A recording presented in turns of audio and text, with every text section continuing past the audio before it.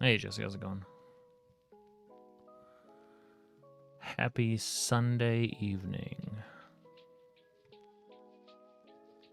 We made it. We made it around.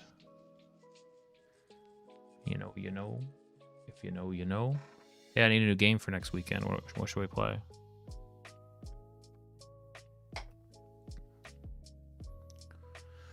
What's up, Owen? Leopard Gecko, congratulations.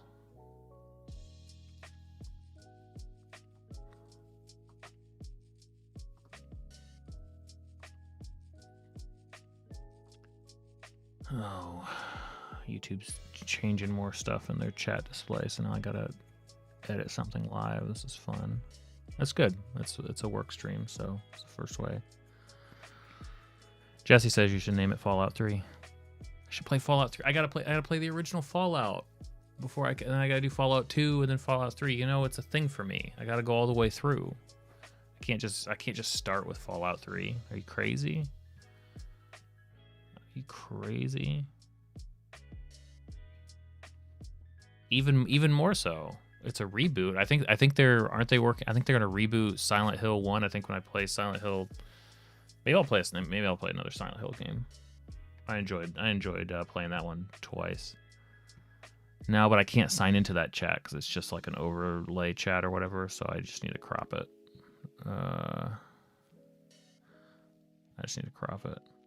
Or check this out. Just no chat tonight. I'll fix it next time. How about Ryan will crop that off stream. You guys got the whole chat thing where you got it over there. It's fine.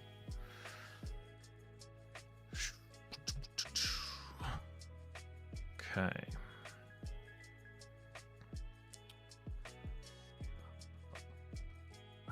I think we need to spend our time in the text editor tonight. That's what I think. Getting everything straight.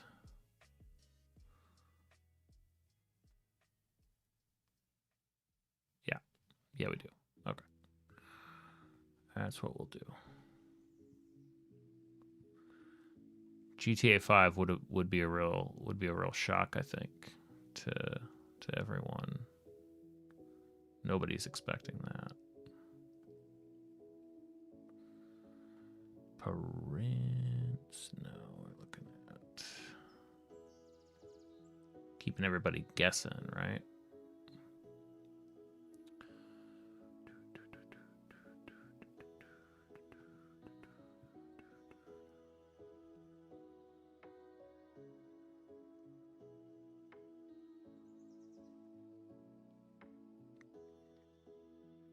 Elder Scrolls Morrowind.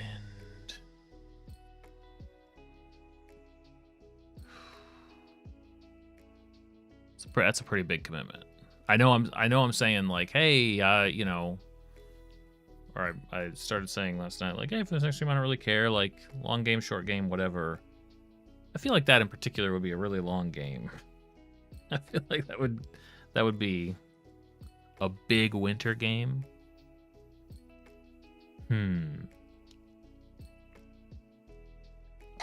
Yeah, it's a possibility. It's a possibility.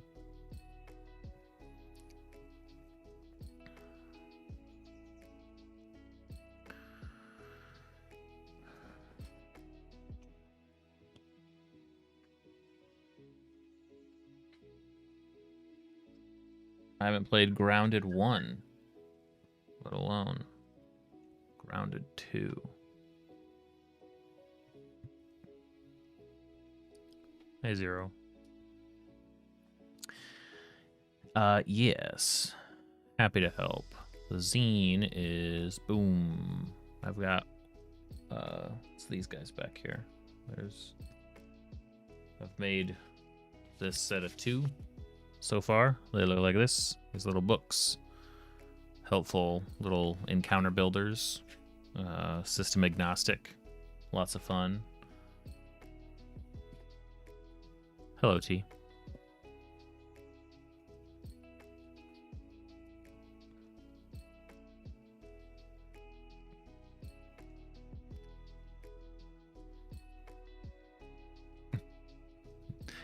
Productive, Ryan. Oh, I appreciate that. Take what I can get.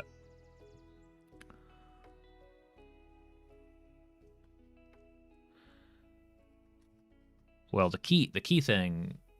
So my challenge to myself is that I think oh, thank you, Jesse. Sebastian's back in the show. I don't remember. Shozy, I recognize that name. Elefante. Blade Roller. Failing. Hey, thank you. I appreciate the continued support. No, my goal is to try for a little while. I don't know if it'll be 100 weeks, 100 streams. Try being consistent with like the destination streams, right? What's up, buddy? So rather than, so like I still obviously have like work streams, craft streams, things that I needed, stuff that I'm working on like this. But I want to try for a little while to see what it's like if I'm super consistent on Thursdays with miniature painting, if I play a game every weekend, if I do things that, well, that's not true. You totally can. So I want to do that for a while, but, so, you know, with that comes, you chill, dude. With that comes, you know, the challenge of I can only play games on the weekend. It's a Friday, Saturday night thing, and then I'm back to business. You know, or whatever you call all of this.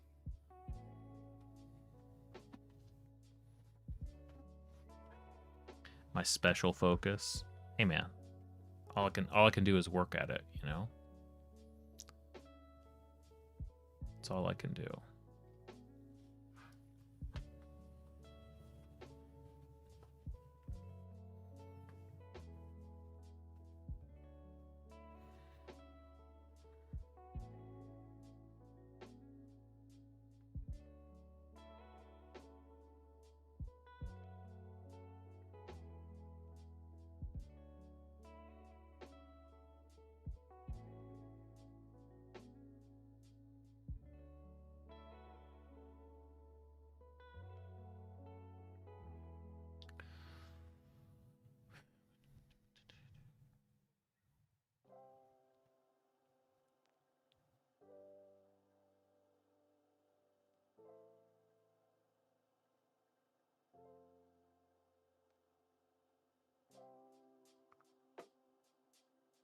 Oh, that's good. That's good. Glad to hear you're getting your voice back.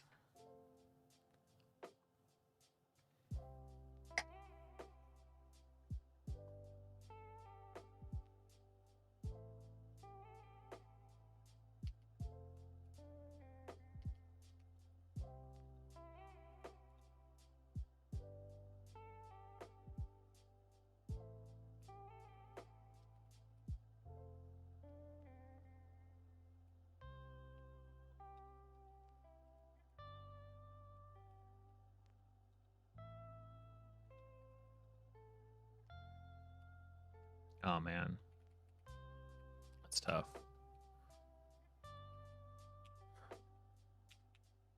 When it's something like that fundamental, you know? The last time anything sick-wise hit me with that was... so we all got COVID late in the game. Like, you know, 10 variants in or whatever it was at that point. And overall, it was a subtle, like it wasn't bad, but I did lose taste for like a week or two, maybe. That's like, I just, anytime sickness or like anything like affects like stuff that's sort of fundamental to how you experience the world, it's really, really, really, really bad.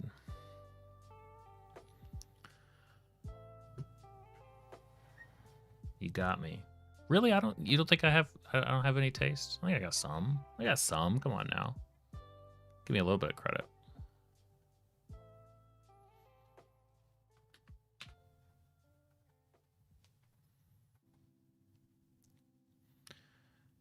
Also can't speak and you can't hear, but you'll ask me a question I can answer. Yeah.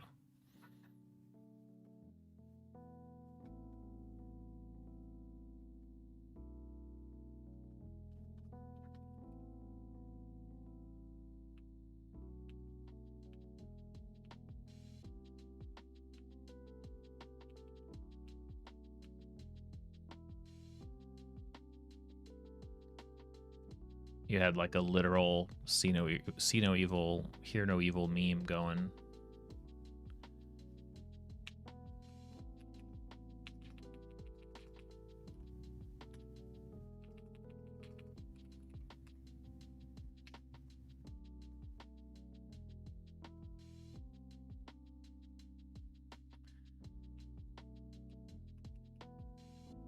We were just talking about what game I should play next weekend because I finished the Seance of Blake Manor, so we're moving on to something new.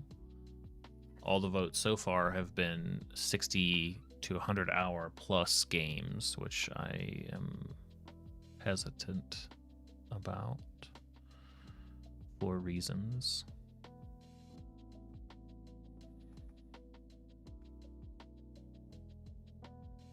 Yeah, that one. Morrowind.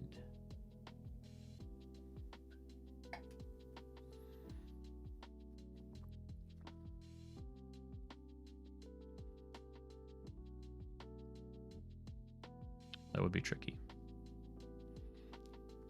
What's up, Ignore? Welcome to the stream. Have I played Vampire or Prey? No, I don't think so. Maybe Prey? Wait, have I played Prey? Have I played Prey? No, definitely not. Wait. Prey 2017 game. No, I haven't played that. Wait, Jesse, every game, what do we mean by that? Volume. Stealth to avoid very eccentric mods no more than 6 to 8 hours. See, there we go. T's got a line on a game. Look, that would allow me to play 2 games in one weekend, right? Or play one game lightly. Mm-hmm.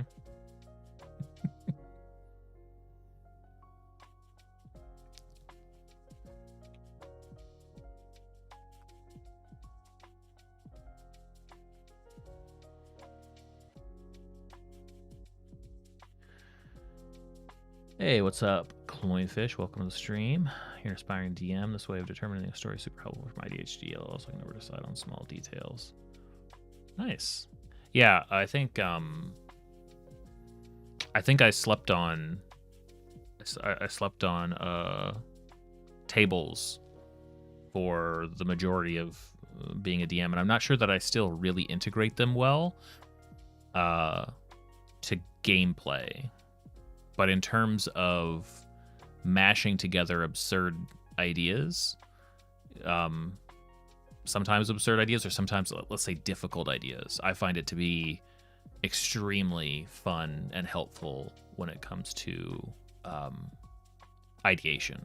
Like this is like maybe the only type of brainstorming that I really believe in. If not this form, then other forms of the same thing, where it's like trying to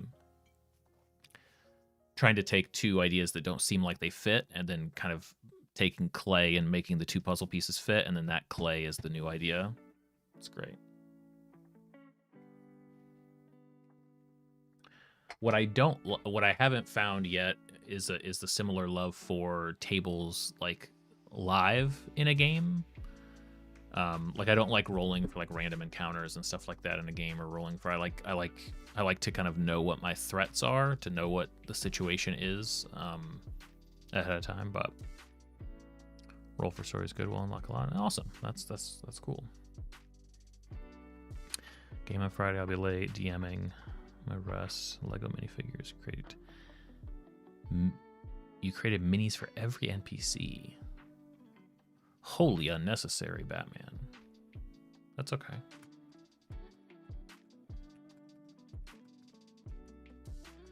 So I'm gonna try to work on. Hope you're all sitting down. I'm gonna try to work on a scripted video this week. Shorts as well. I've got shorts. Those will be coming. Hey, what's up, Sebastian? Congrats. Where's your brick? You guys gonna make me talk about bricks. I mean, I'm sure it's right over here. Just need to find it. I need to do more streams where bricks are front and center. Yeah, I want to do a video. I've talked about doing these for a while, but I want to do a video on how I would run a Stranger Things campaign.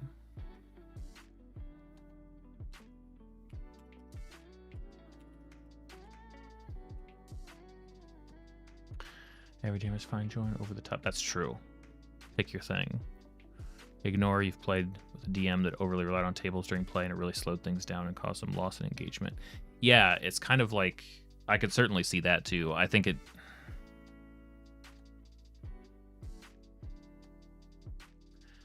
Like I said, there's probably a way to make it work. I'm curious to find the way to make it work, but I haven't yet.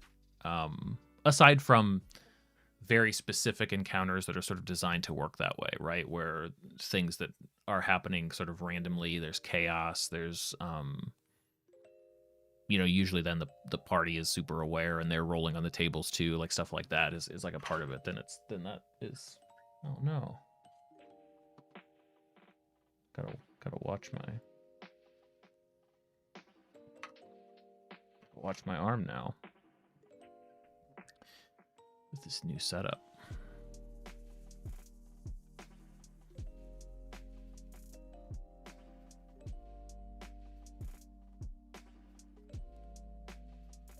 Yeah, like some of my favorite roles with these encounter tables, right, have been like sometimes things fit together really well and it's like, okay, cool, that's fine. But I think the exciting stuff is when it's like, how do I make that fit?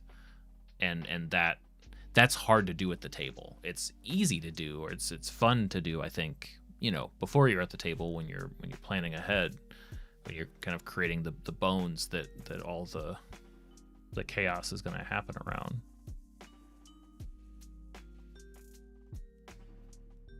That's fair too. That's a table. I guess that's just like a list of things. That's fair. But that could be tricky too, because then you could get caught doing that a bunch.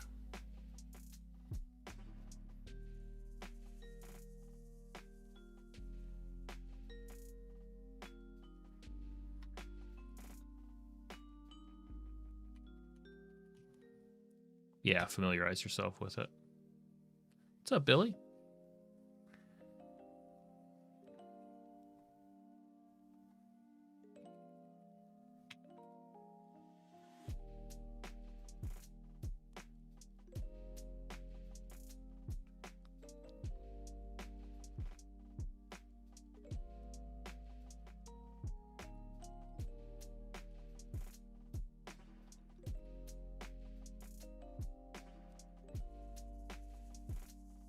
What's up, Construct?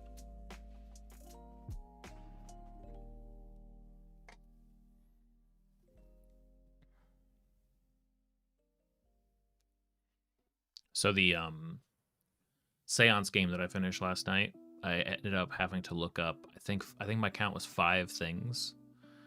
It was at the very end of all the investigations. It was to clear up, because I had basically everything sorted out, but I was missing progress on a few of the investigations, and I looped the building, couldn't figure it out, looked them up, and I'm glad that I did, because, and I don't fault the game for this necessarily, because it's a good strong game, and some of the stuff they could probably like work through bugs and sort out, but there were 2 or 3 sort of threads that I was stuck on because I didn't spot something in a location. So like, for example, there was a locket in the hallway in front of one of the doors, and I didn't see that it was there, so I never picked it up. Played the whole game, never noticed it. So that prevented me from crucial progress. Like, I was basically stopped completely. And another one was I needed the combination to a safe, and I didn't notice that there was a beam of wood like nearby in the room that had it like carved into it, so you could actually like see it. So examples like that, like that's the stuff that I was missing, where it's like, okay, now that I have that, I can continue on. So there are probably ways to like soften that, but it ended up being kind of one of those things with a mystery game where it's like, you don't ever want those complete bottlenecks to happen, you know. 9.5 days, 29 class periods, 8 more lessons, hundreds of quizzes and testing. Hey, we'll be there before you know it. Time flies.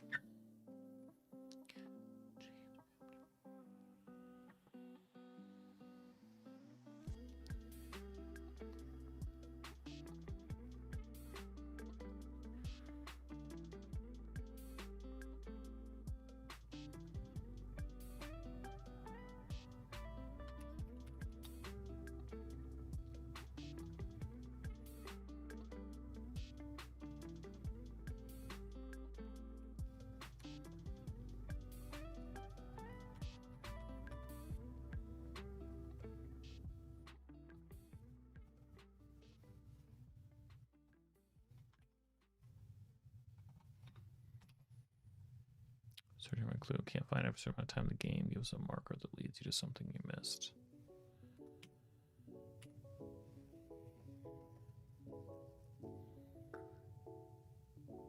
Well, I think the way to do it, like I think that is the way to do it, but I'm not a fan of it being so mechanical. What you're saying, Construct, like having a pointer, a marker that leads you to something you missed. But that's the idea, right? So if we have, it's almost like if you can identify those bottleneck clues where it's like, okay, well, if the party doesn't learn this, then they're getting no further. It's like, okay, well, then we need multiple threads to point to that. We have to take that bottleneck and expand it and create 3 or 4 different routes through to make it far, far, far less likely. The issue that I was having in the game last night was that, well, I didn't look down at the floor, so I didn't find that locket. So no good. But I had explored so much of the place at that point and talked to so many people that had I talked to, let's say, it's like, okay, if it's this part of the game and that person hasn't found this yet, we're going to have the maid say, hey, by the way, I found this. Is it yours? Right? And it's like, okay, it doesn't feel like the game is handing something to me. But it is, right? And you can get more clever depending on the situation, but something like that is, I think, necessary. Otherwise, you've got people that are just going to have to look stuff up, and that's not as fun.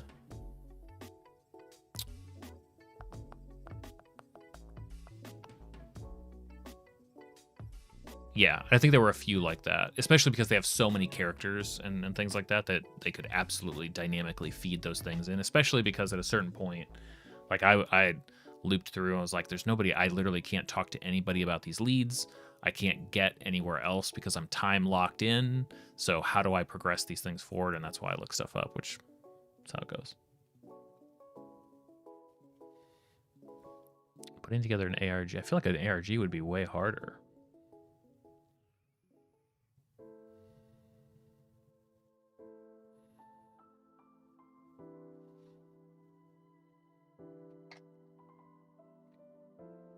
Yeah, I mean, the devil's in the details, right? Like, it depends what the clue is. Depends what the item is, if there's another way to get to it.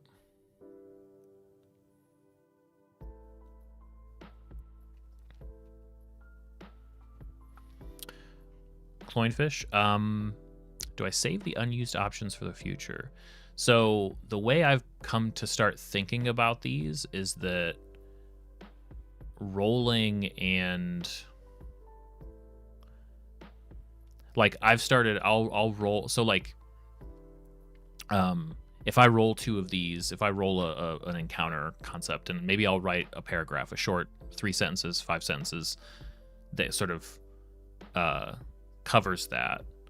I I sort of created. It's almost like a creative writing exercise. Like, obviously, yeah, I can save that, title it, stick it in my notes. Maybe I'll come back to it at some point. I've come across a bunch of these of things that I want to save, and I haven't yet buckled down to write something up for every single combination, but I think that that's probably something that I'm going to start doing. Yeah, and T's right. Yeah, a bottleneck is just where you can't progress forward. So if I was creating a mystery game where you need to find who killed this person in their hotel room, and if nobody checks under the floorboards to find the ransom note tucked in there that identifies, at least a couple of people involved, if they don't find that, then there's no way they could ever possibly link this to anybody else. That's a bottleneck clue. It doesn't mean it's a bad clue, but it means that I need to have some alternative methods to get that information in front of the party, because what if they don't check under the floorboards, right? What if I mention every time they walk through that the floorboards squeak under their feet? They can hear it. They can feel it. It's soft. It's hollow. I say that every single time they walk through the room. They don't get it. I have to have an alternative to make sure that they have a chance at that clue. And it's one of the reasons that finding clues in mystery games should be easy.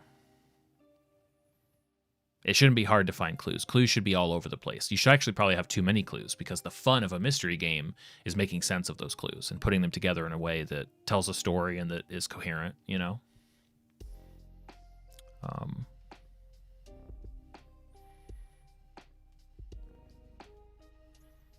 Definitely not railroading. No, I would think that it's just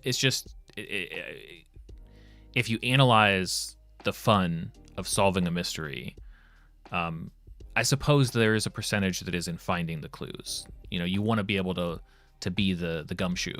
You want to be able to go from place to place, but actually finding a clue, especially a clue that you're missing or not seeing something interesting, is not fun at all. And especially in a D&D context, it's really hard to navigate that. It's hard in a point and click when you can click every pixel on the screen. It's still hard.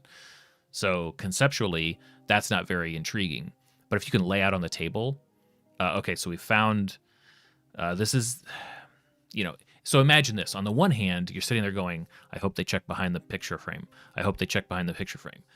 Shit, they didn't check behind the picture frame. Or you could say, all right, so here's a list of everybody that's invited to the party. And also we have this strange set of code names that we found in the wastepaper basket. And also there's this other symbol that was found. If you put all that in front of them, and now players can do the fun part, which is putting the red string between the different things and creating something that tells a compelling story. I think that's the fun part that people want to get to, but it takes time.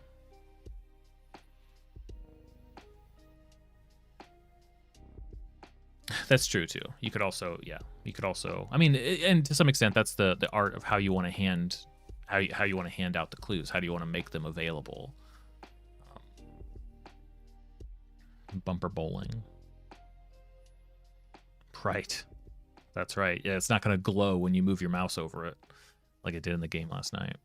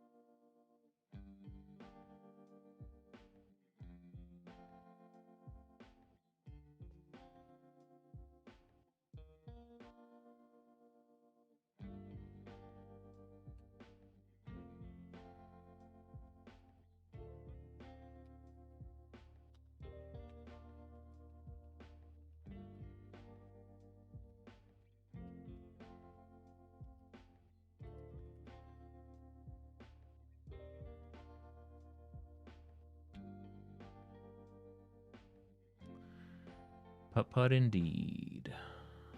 Looking up your local board game cafe, host a mystery D&D night. Favorite part was the handmade props, especially in mystery games. They're a great way to feel like an at-home escape room. Yes. Yes, I've been thinking a lot about that lately. A couple things have inspired me to like think about fun ways to build. Like I have this idea of like a pile of mystery props, like so.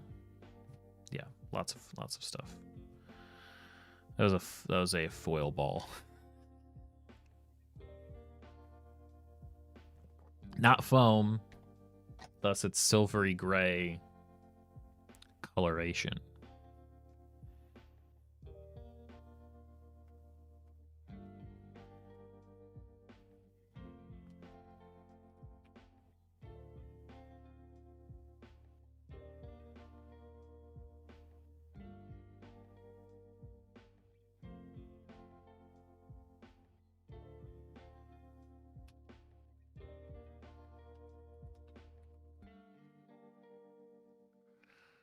We did. I thought somebody even posted it earlier. I thought Jesse posted it. Maybe not.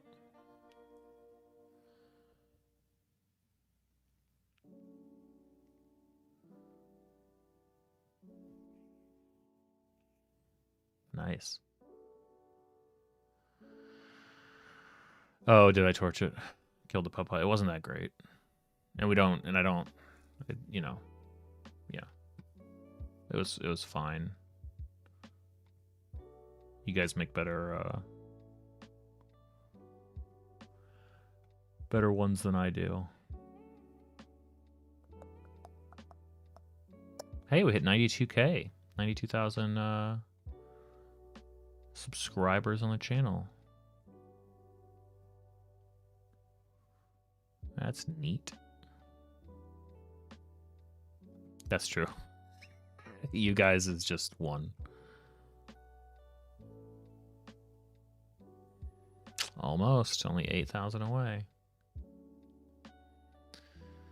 Oh, damn. My bad. Sorry.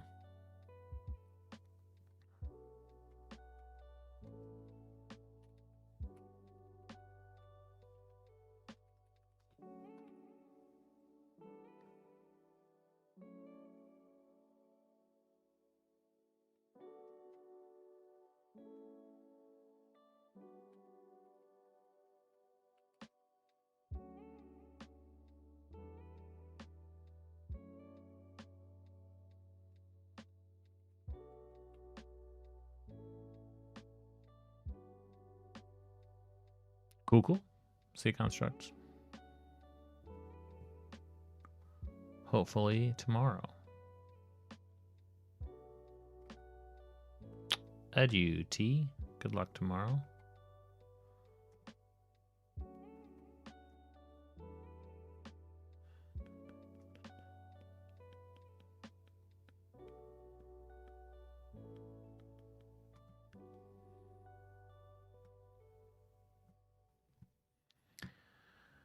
Twisted alabaster, ruby circlet, chained trunk, golden statue.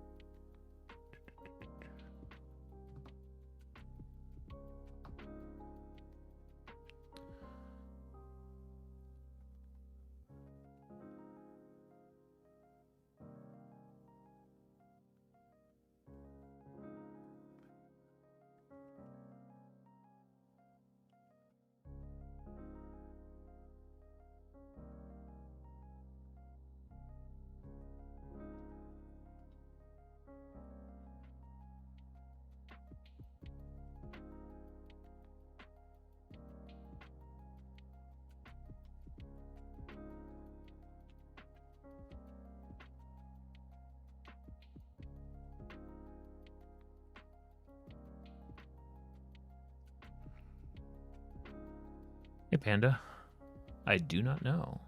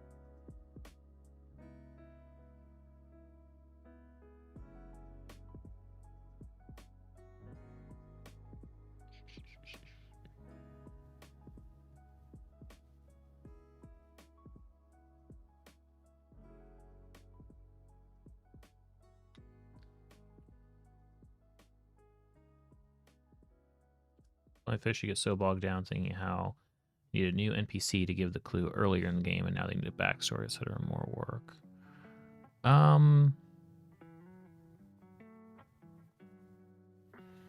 I definitely understand why you feel that way.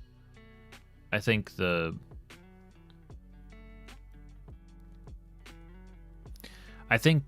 it can be helpful to think of everything as like a hook, right? Often hooks are used to talk about like plot hooks, right? Like there's a something going on here that teases something, and if the players engage with it, then they're off to that plot. Really, everything in the game can be a hook. You know, something that like a puzzle could be a hook, a character, even things that they say about themselves. You know, what we're doing is sort of a magic trick. And so all you need to do is put something on stage and sort of see if the players engage with it. And if they do, then you can always kind of fill in those blanks later. You don't need to have everything figured out. Some characters that have become like favorites in my games were kind of created out of necessity, even in the moment, and had just a couple of what you do need to be able to give yourself are like a couple of defining characteristics that are hopefully not pulling from the same well every time, right? A couple of opinions or things or ambitions that they have. They don't have to be super fleshed out. It could just be, I want to make my grandfather proud. Well, that grandfather proud, if it was a thread that the players pull on or a character that becomes important, could have massive implications later. But in the moment, all that they say is, yeah, make my grandfather proud. That's what I'm trying to do. So, yeah, if you can, I think it'll be easier if you can find a way to be comfortable presenting things, and obviously keep notes of what you present. You don't want to lose track of these things, but you know, thinking about everything like a hook rather than having to develop everything ahead of time, it will really save you that trouble of like, I've got to develop all of this first. It's like, well, no, you don't. What you need is that surface level. You need something that can hook the party, that can get them engaged, and then let's be honest, odds are they're not going to. Odds are it's like your best foot forward. You think this is pretty cool. You put it, and then, man, it's dead in the water. They didn't care. They moved on. They barely talked to them. Okay, no problem. You stick that into your notes, you know, save it for another time, and you didn't have to waste a bunch of time building more into that character because they didn't engage with it, you know. But like I said, just to reiterate, like I totally get where you're coming from. One of the things that I really had a hard time with when I first started running the game, we started with, I ran a solo game for my wife with the Essentials kit, and I had a note card for every NPC in the town, right? Like, what kind of things will they say? What kind of things do they think? Like, what are descriptions of them? What are their ages? None of that's necessary. You don't have to do any of that stuff. You know, you just need a couple of characters, just a couple of characters around town. You know, make yourself a list of names. Trust yourself to be able to decide that that's a short elf, or that over there is a hungry dwarf or something, like in the moment that you can do that. But yeah, overpopulating and spending too much time on details that don't end up mattering it's an instinct that I feel like we have to unlearn.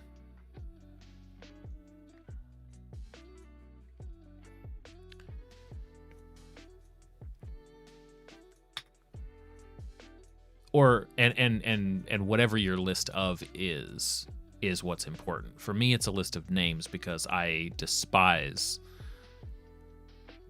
coming up with names in the moment. I just think names are hard. Maybe they have too much meaning for me, but I don't like, you know, a really cool character paired with a thoughtless, like a thrown together name can become a joke, and I don't want that, right? So I'd rather have, you know, if I'm introducing a town or a settlement or something to my party, and I know they're going to be running into some random people that I'm not sure who they might find or who they might try to talk to, I want, you know, 10 or 20 names that are like appropriate to that region, to that area, that fit with the vibe of what I'm trying to make. And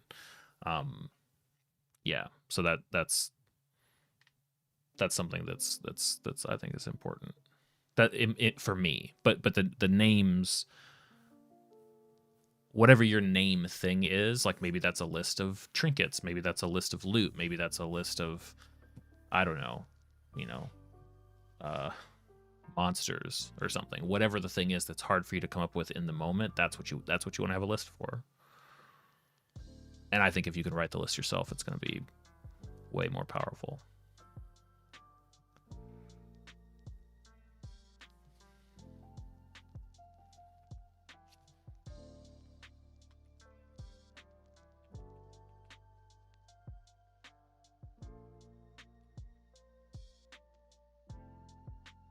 Ignore your list of trinkets person. I totally get that.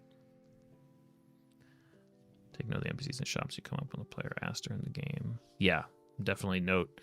I mean, honestly, especially for, well, dungeon masters and players alike, I think if you don't write anything else down, write down every proper name, every single proper name.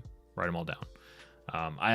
My advice for players is that every proper name in D&D in their sessions that they hear about should get its own page in their notes. Put it in a box, put it at the center of the page, put it at the top of the page, whatever you need to do. That's that name. Anytime you hear that name, anytime you got something to write down about that, flip back to it, and then just keep going. Like you might go through 3 notebooks, but you'll actually be able to like find stuff about things that you encounter.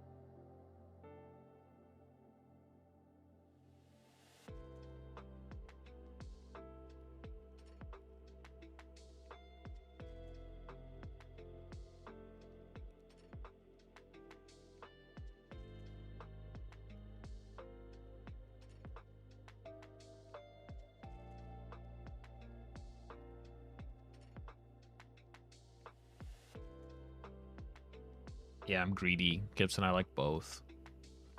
Right, I want to have physical when I want it, and digital all the time as the ultimate search and reference, you know. But that's not always possible, like you're saying.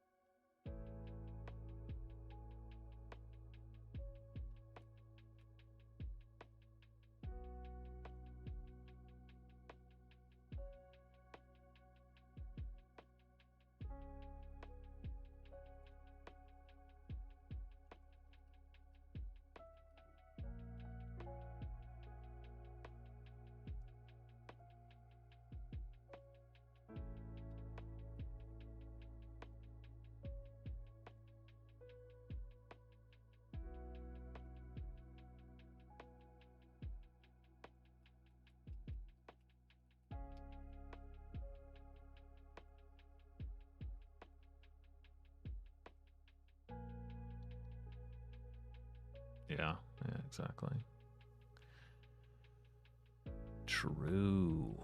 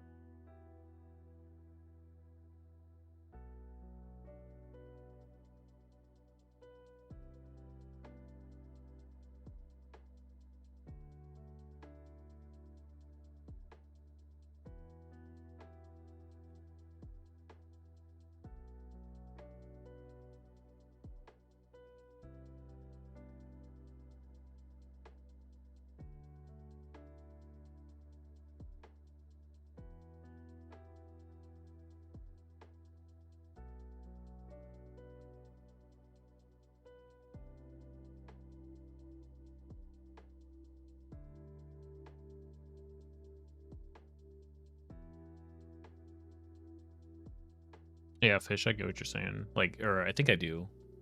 So it's almost like you it's like the dream of the sandbox, right? You want to set everything up and just let them go out and start knocking over dominoes, right? That sort of idea.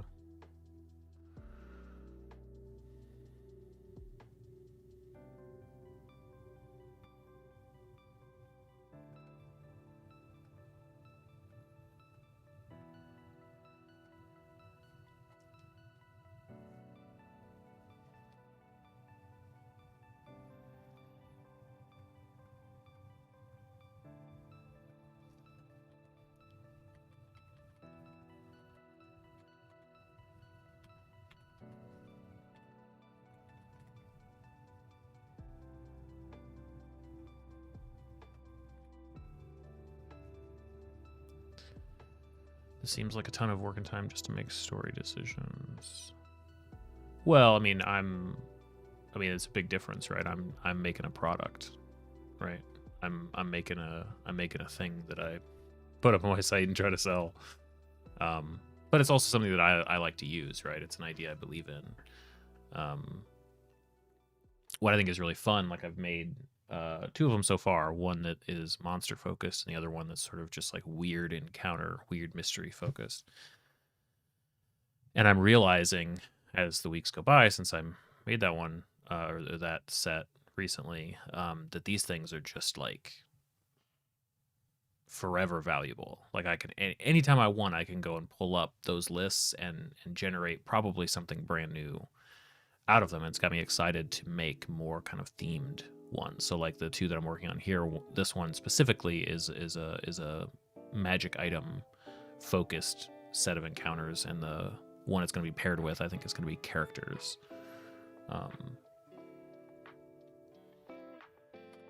So it's definitely not for like one campaign or one thing. Like I'll use it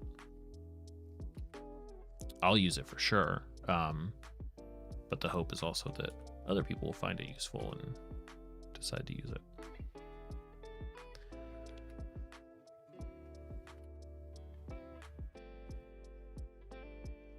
Yeah, I think the trick with the sandbox approach is kind of like what I was saying before about the hooks. Your world is just a set of hooks, right? All of the things that could be a thing, like the scheming council, you know, in the nearby capital, that's just a hook. You don't even have to figure out the members. You don't have to figure out what they're scheming about. Just have to have hints of that being a thing. The in town, like the orphanage that like kids are disappearing. Just need that concept to float around and see if the players engage. And really at that point, the sandbox and the world building is just about sprinkling all of these little hooks and seeing what they are interested in biting on.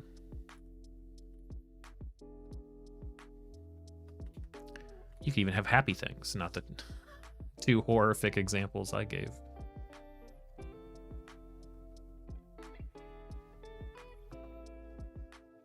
That's by the way, that should put out a blurb about the zines, the stuff that I mentioned I made. 2 books so far, hopefully 4 here very soon.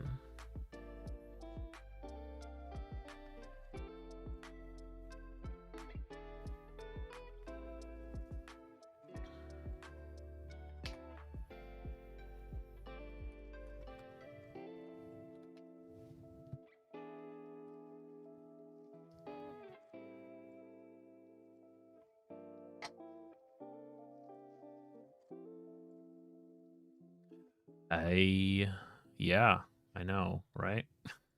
I don't know, Jesse. I can't help you there. How will I? I mean,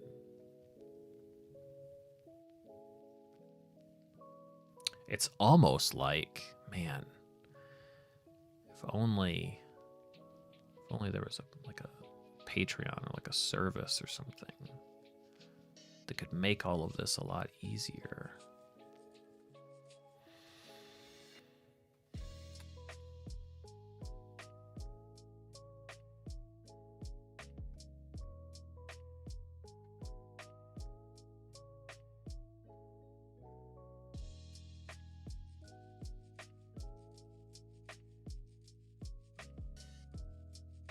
If only.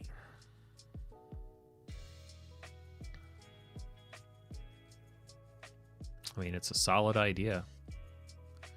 Makes a lot of sense.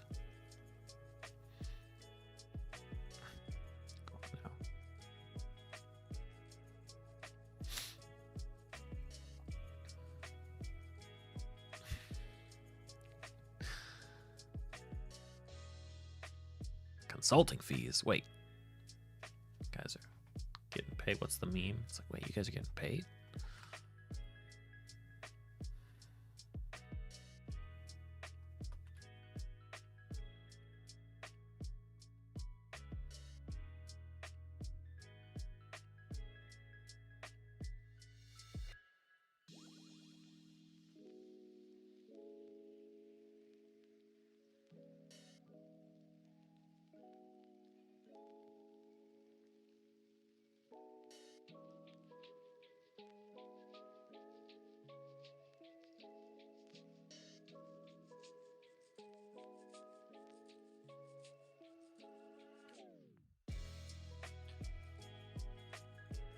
True.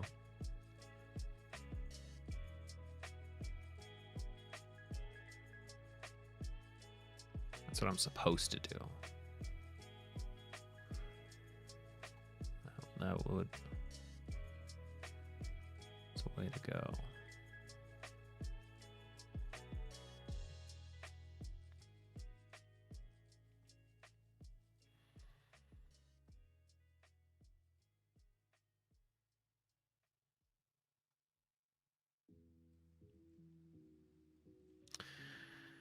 The only flesh out players by you. Heck yeah. Glad to hear it.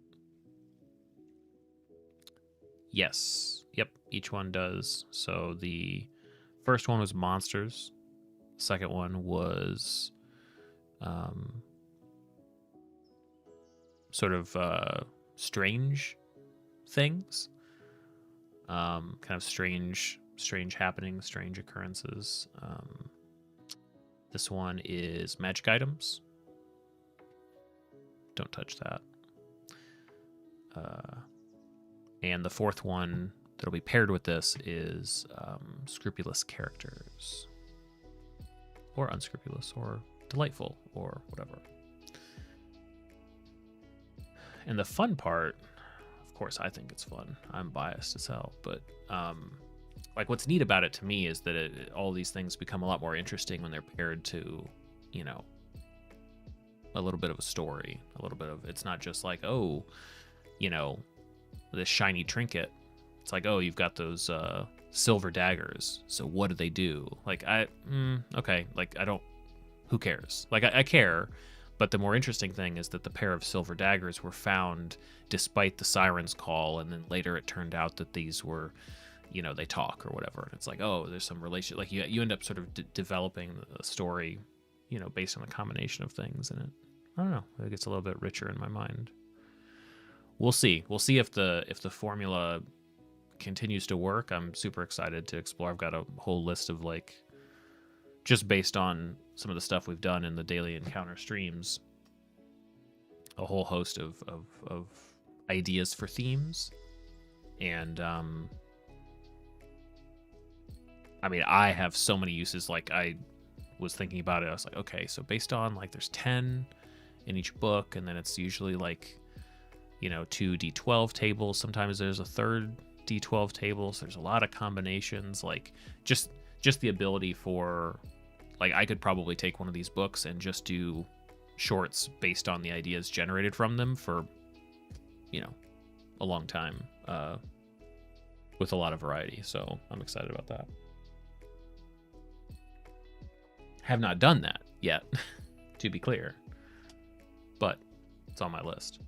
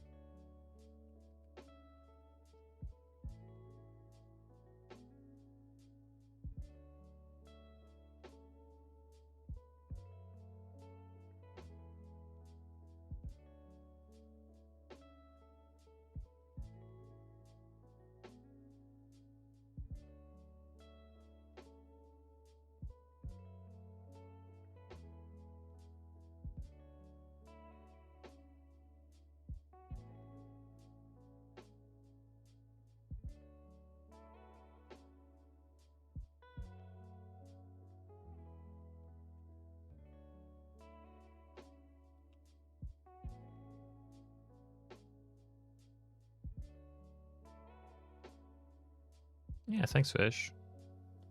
It's been really fun having a physical output. I'm a big fan, obviously, of physical tactile stuff, and so landing on this idea, not landing on it really, this idea emerging from just kind of some random streams that I decided to do, and being like, oh well, I've always really liked little notebooks. I've always really liked designing and laying out print stuff. And it's like, hey, this is, what if it's single color, black on colorful paper, and themed. I just started imagining kind of having this set of them, and I was like, okay, this would be really fun. I'm gonna make them. So far so good. Really enjoyed myself.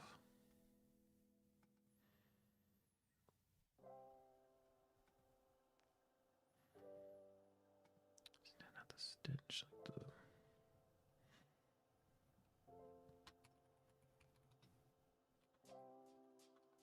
And not for nothing, getting solid reviews on my shop so far, which is really cool. I love, that's like been my favorite thing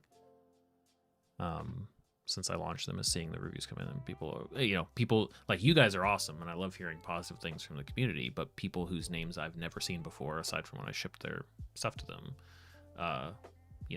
dropping reviews that are like really really good, and I'm very happy about that.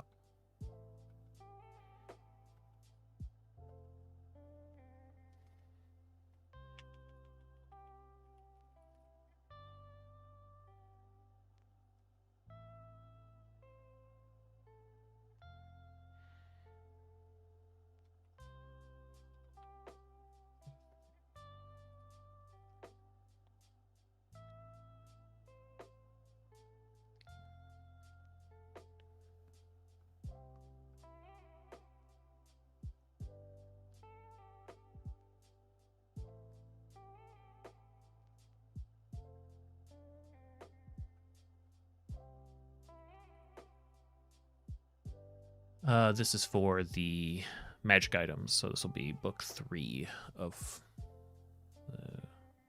This will be this will be the front book of the next set.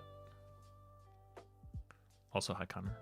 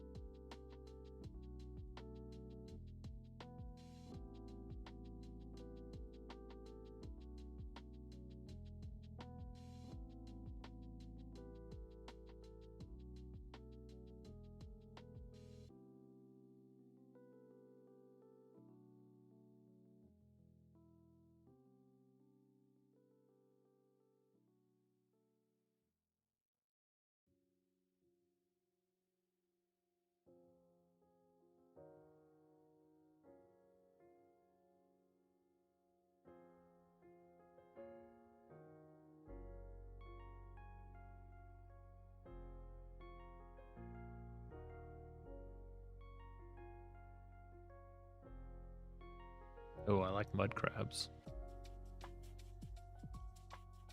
Definitely.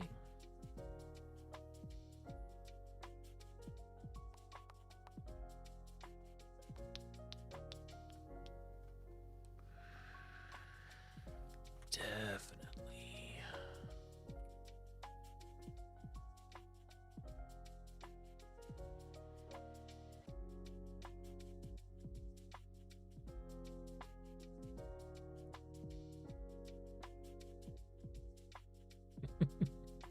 Are they now?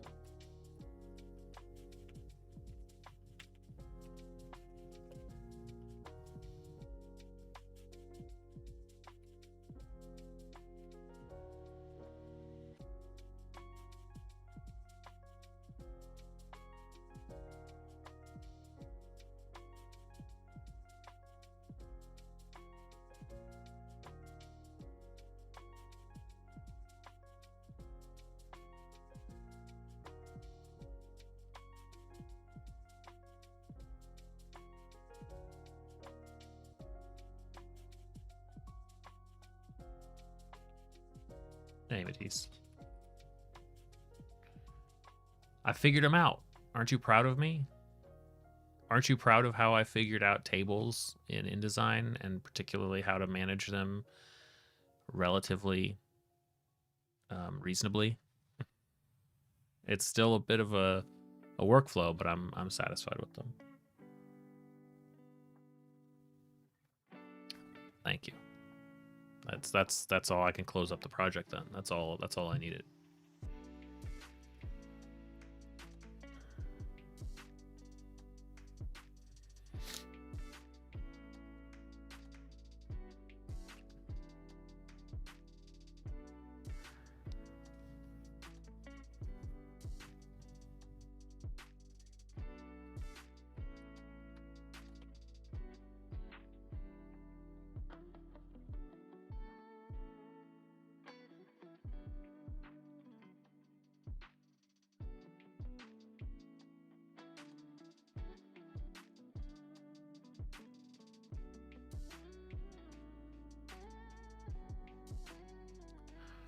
I am working on book 3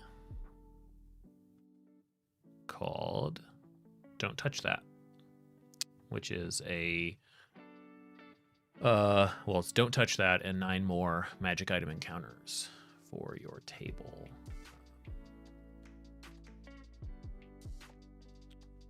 Don't touch that, and with the back cover kind of helps to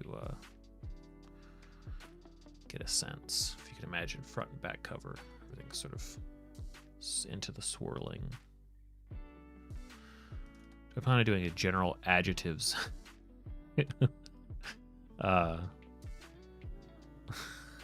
General adjectives. What would be an example? How do you mean? How would that work exactly?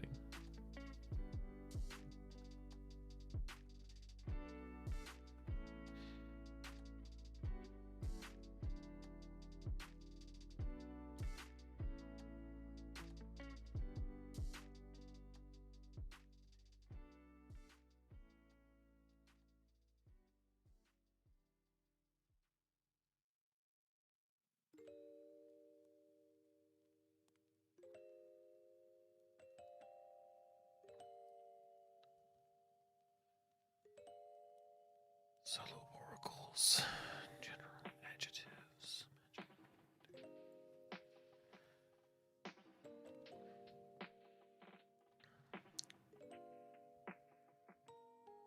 It's interesting, Gibson. I might have to see an example of what you're talking about. So Matisse, at the heart of it, there's still encounters. So for instance, the pit of sludge, peeking out of the muck is a shiny trinket. If the party can avoid the danger and yank it out, they will soon realize the trinket is special. So while this is creating a story and a scenario for something magical, it doesn't specifically get into the weeds of like, here's what and how. In contrast to would be, yeah, so like that's what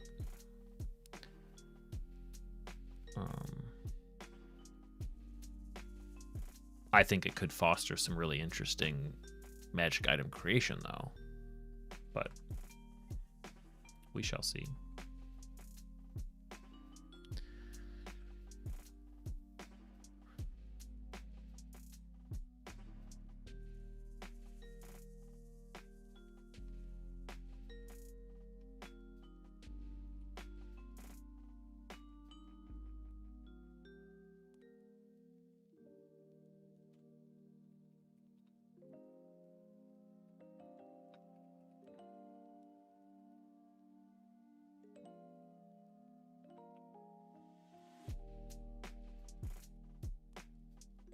Yeah, I don't mind haunted.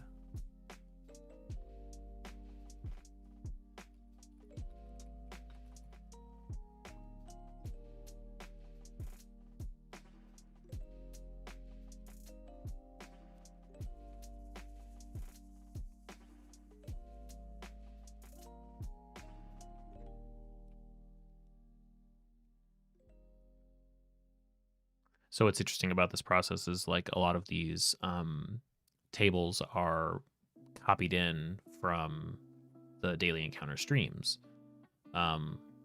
So this is about kind of pushing them further. Like I don't necessarily think there's anything wrong with the stuff that we came up on stream, but I want to go and say, okay, like it's not enough for it to just be a Fey item, right? But if it's of the Fey court, that's something more. And even haunted, right? Is it haunted? It's calling to its owner. Like this is giving something more evocative and tangible to what it is. Sentient makes me think like sentient, speaking.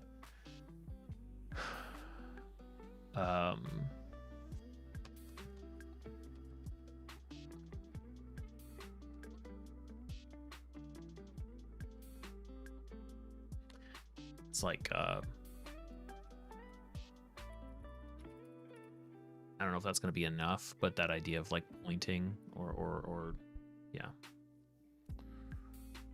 Shifting, changing form. We've got mimic and illusory and like that idea. Yeah, like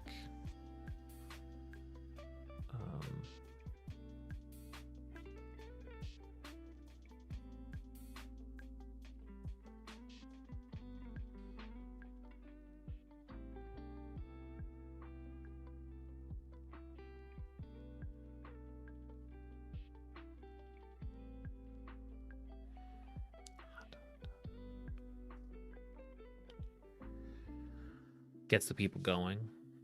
Fair. You can see why, yeah.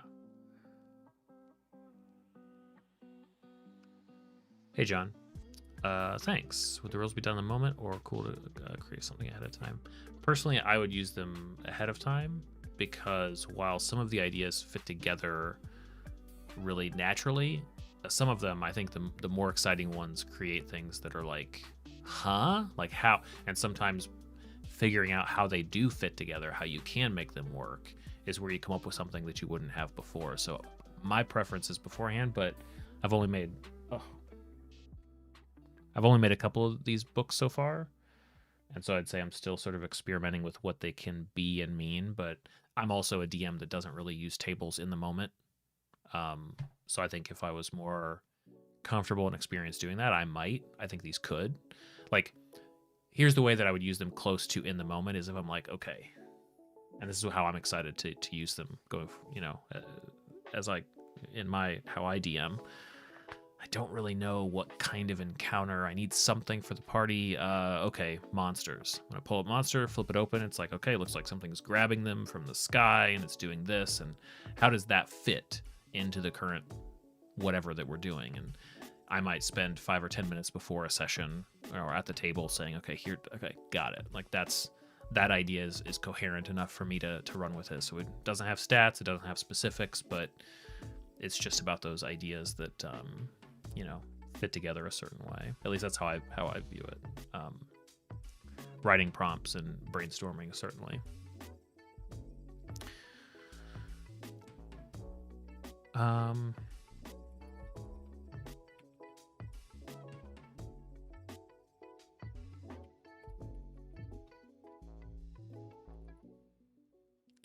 It's probably going to be too long, but hey, I appreciate that. I've been having a lot of fun with it, with the art and how the ideas come together, and I've got a ton of ideas. So right now it's just about, you know, getting set number 2 out.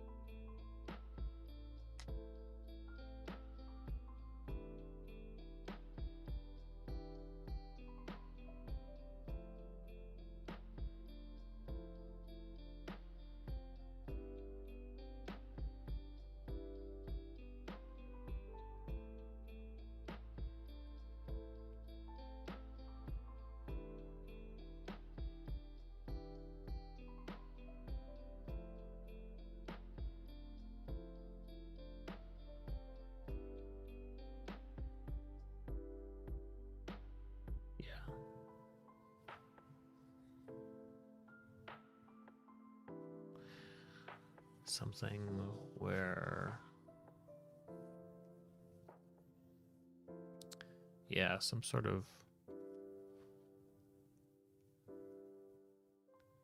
yeah, it made me laugh. Yeah, something about, well, it's tricky, right? Because so with every, so to give it to you guys again, my thought process. It's not that I'm ignoring or don't like your ideas. With each one, I sort of am mentally questioning it in a certain way. So like ethereal, hallucinatory, illusory. Rather than being a singular idea, I'm looking at that and saying, okay, how can that become a compound idea, right? Because illusory is like, okay, why? Well, maybe it's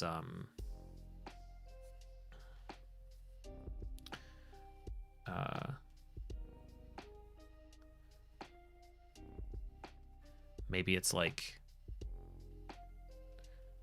flickering. Maybe that's the idea.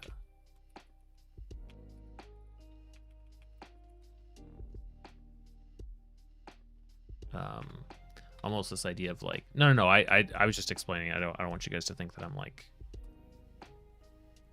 whatever. You guys are awesome.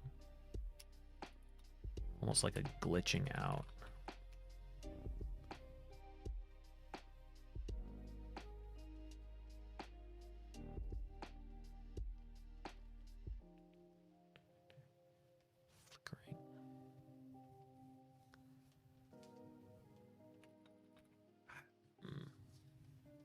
If that's not, wait, that's not right.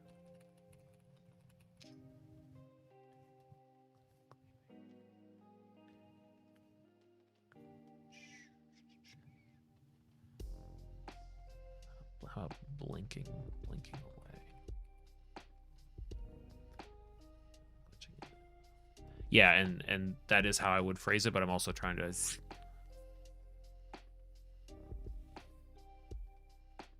Yeah, and like fish, exactly. Just a mirage that's actually bait is probably what I would say that one connects to.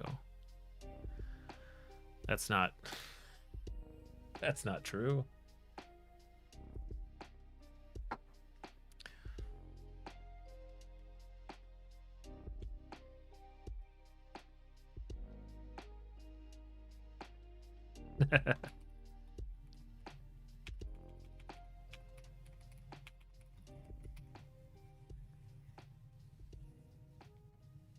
Do I call you guys subs? I did comment earlier that crossed 90.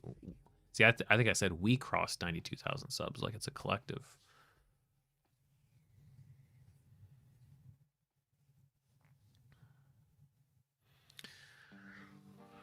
Just 8,000 to go, right? And then another 100,000 on top of that. We did it. I'm hoping. I'm excited about. So I picked up the. Let me step all the way back. I've had this idea for a while. I've wanted to. I want to do some videos on the channel that are like, here's how I would run this.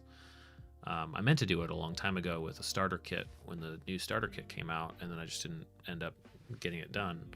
But I really, really like that idea, not so much as a even a thing that I fully flesh out, but just as something like, hey, just, you know, an hour with a DM sitting down here saying, like, if I was to run this, you know, here's what I would change, here's what I would tweak, here's whatever. I think that could be really useful and really fits in line with what I like doing on the channel.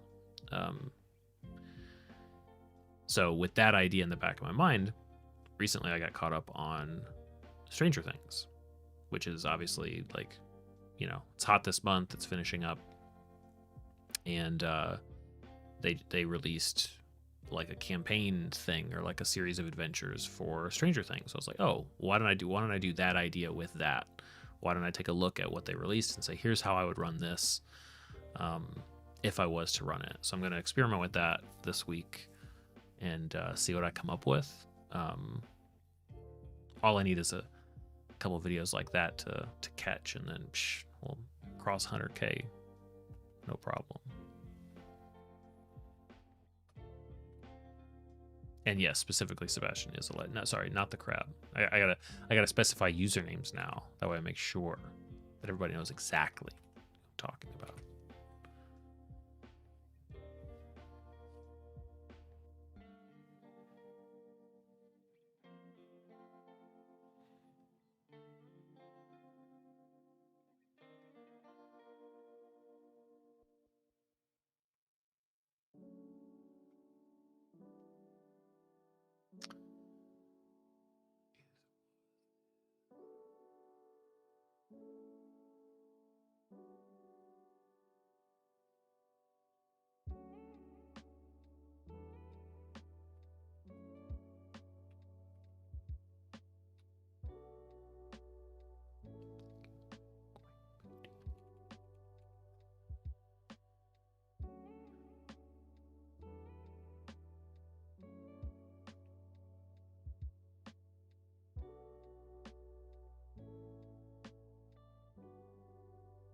Well, I think it's a fair point. Okay. You got me there. That's a perfect little logical trap that I can't escape.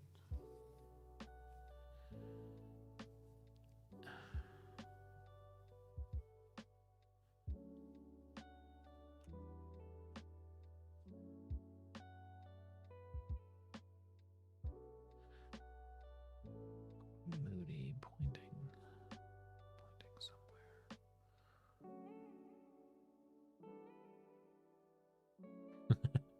No problem at all. Hey, I could always just shut the stream off, right? It's my choice to be here.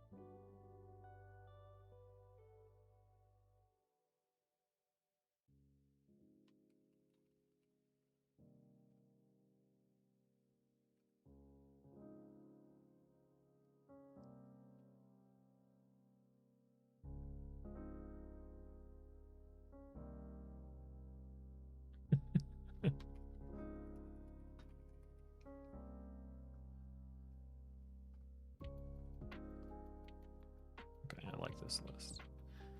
I like this list.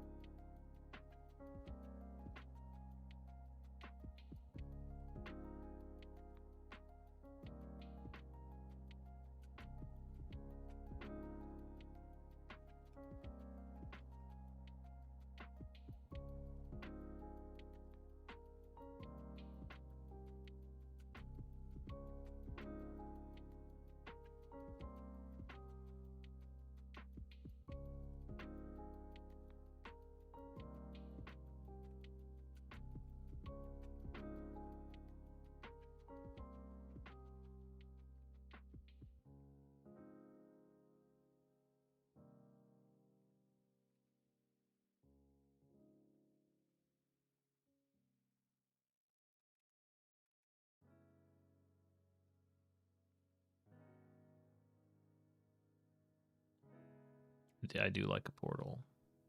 Definitely.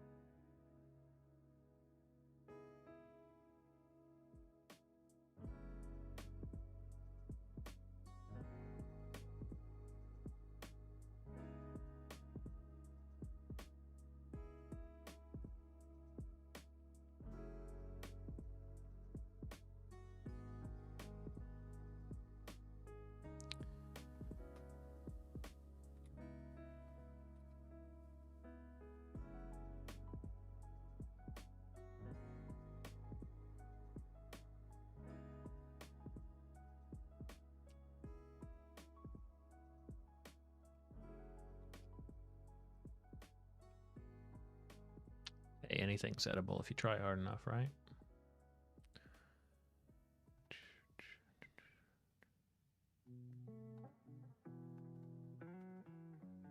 I still forgot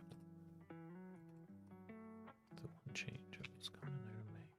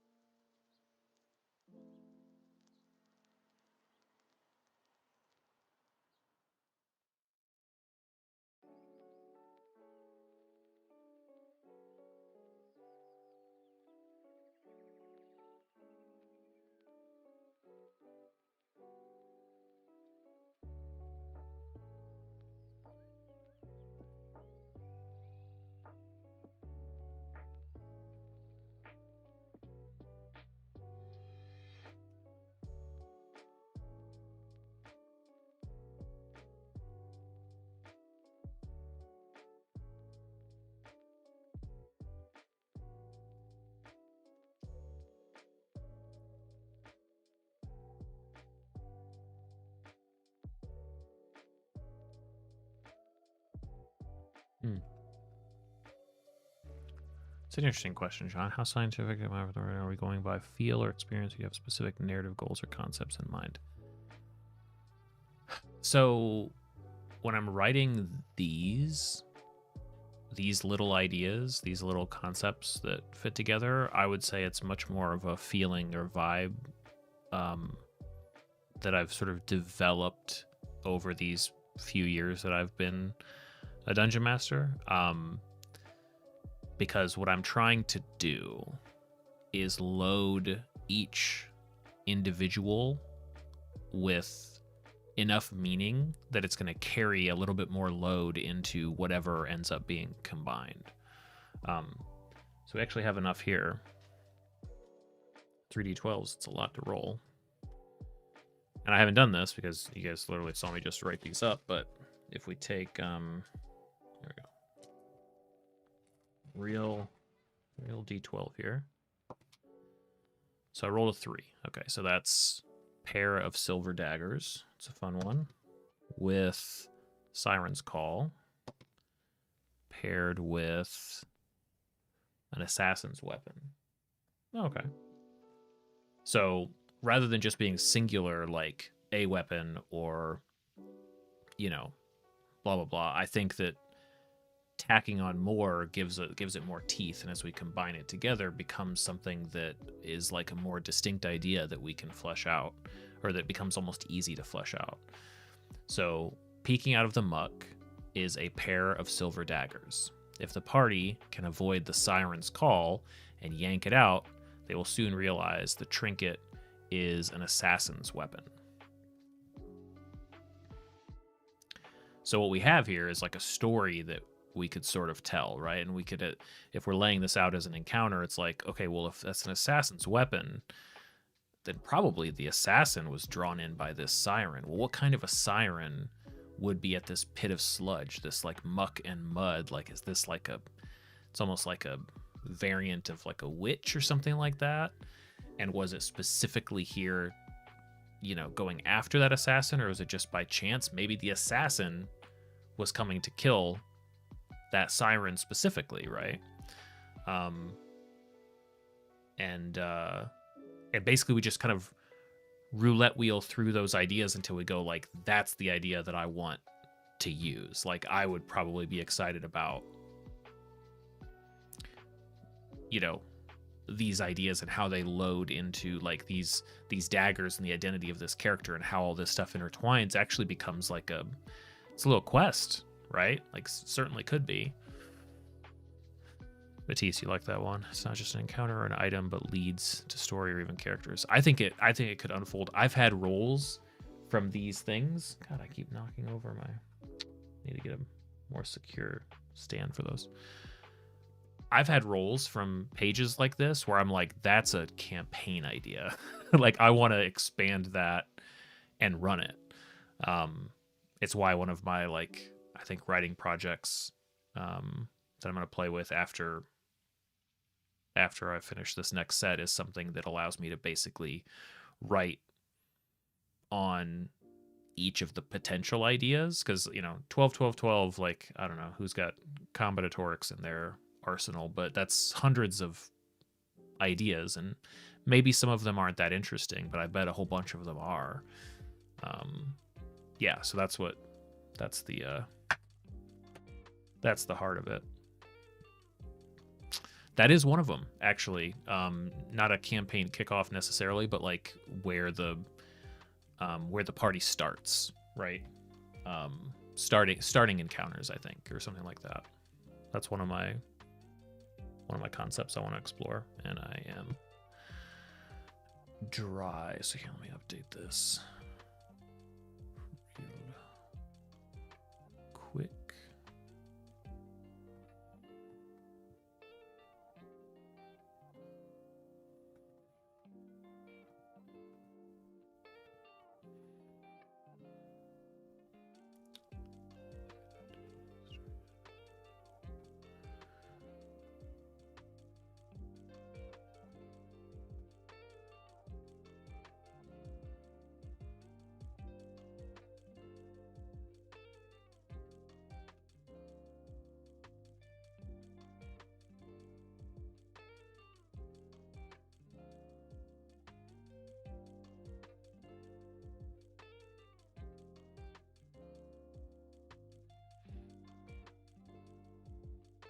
Okay.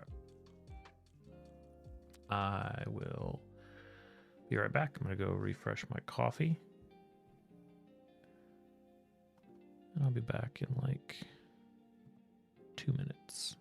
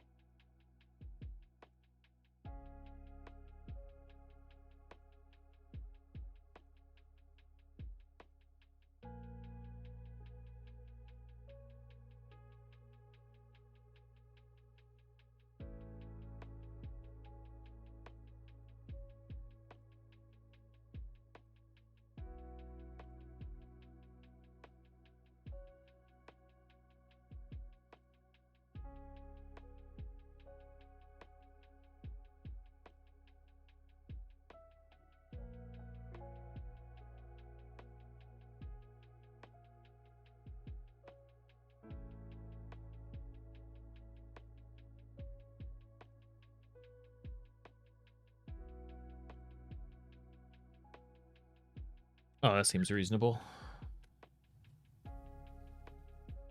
What can I do for you?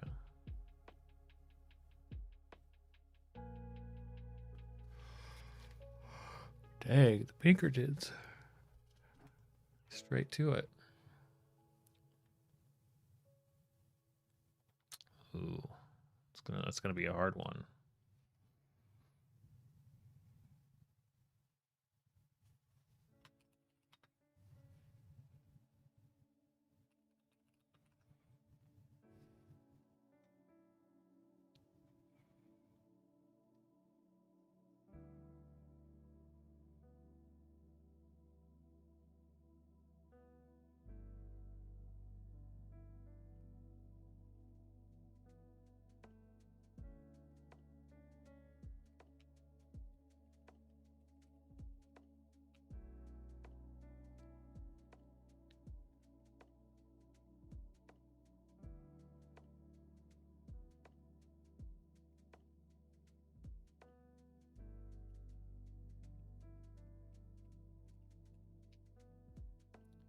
So it's gonna be year end here soon. What kind of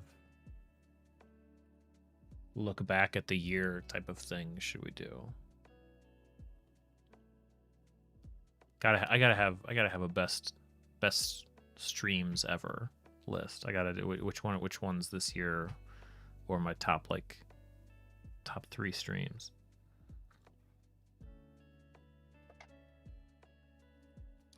Something like that would be fun.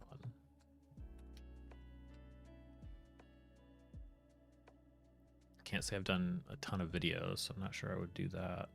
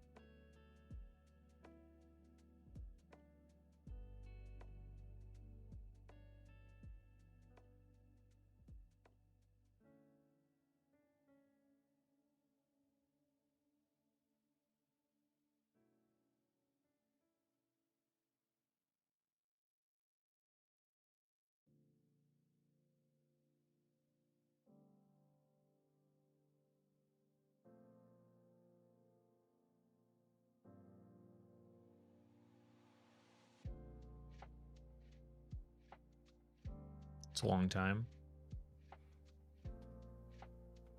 So we can do some like base level, like shortest stream, longest stream, that sort of thing.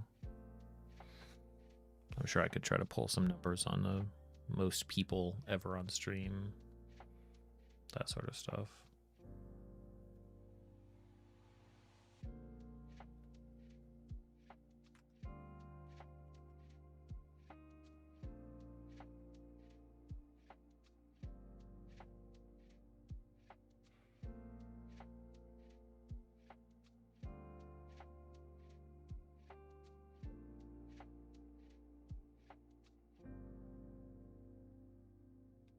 Sounds like a mistake of a stream.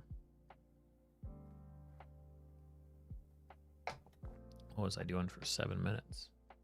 Or I guess almost 8.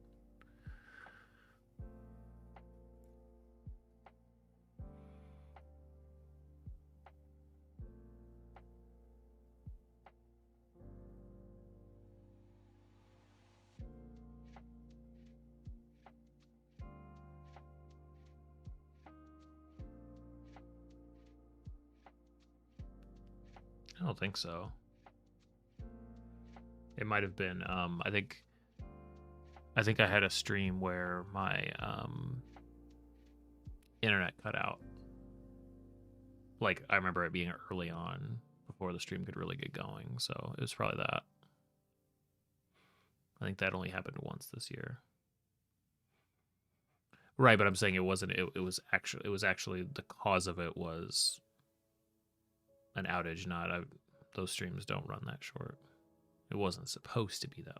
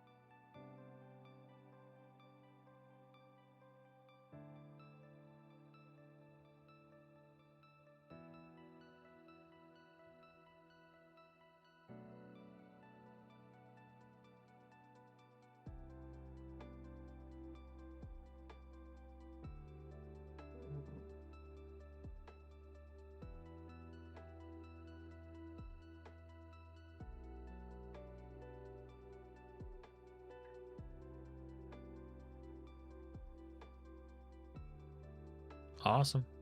See you, Fish. Thanks for hanging out. Appreciate all the thoughts.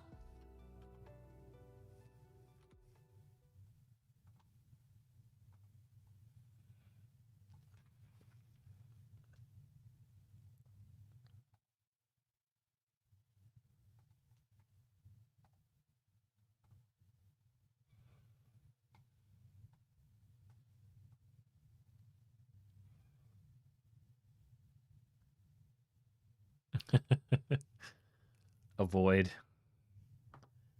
at all costs. See, that's just, you just got to make it that much more tempting, right?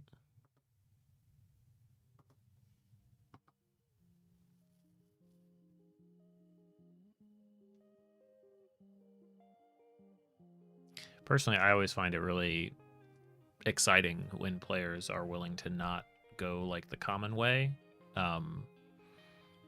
One of my favorite things that a player group of mine ever did was spend a session traveling down to the swamp, where there were a bunch of unruly folks. It was actually a gang of wares.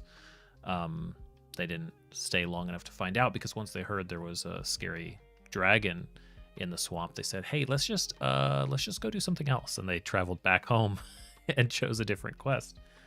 And I always thought that was really nice. Role playing by the group of them, because they were like, I just don't think we're ready for this. And as a result, the dragon grew larger and took over more, and it became a much bigger threat that they dealt with about 6 or 7 levels later.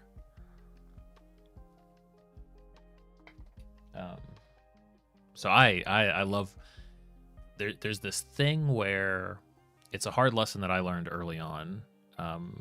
I sort of cut my teeth as a DM and my wife as a player by me running a solo campaign for her.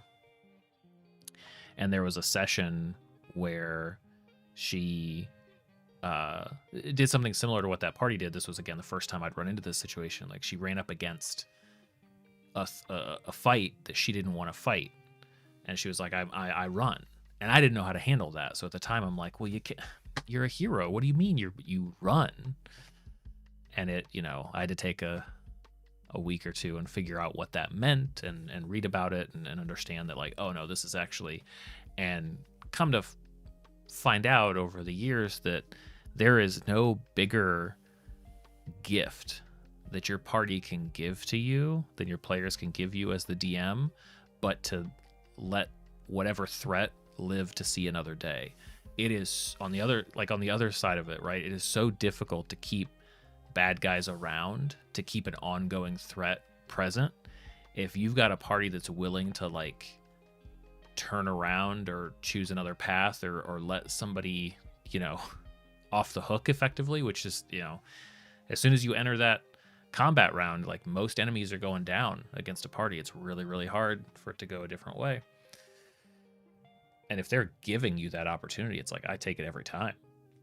I can't wait to be able to come back and think about what that villain, what that enemy, what that monster is going to do, with their newfound life, newfound time, and sticking them in my, like, list of things that gets to come back now with all this, like, loaded extra weight, whenever the opportunity presents itself, however much later that's going to be.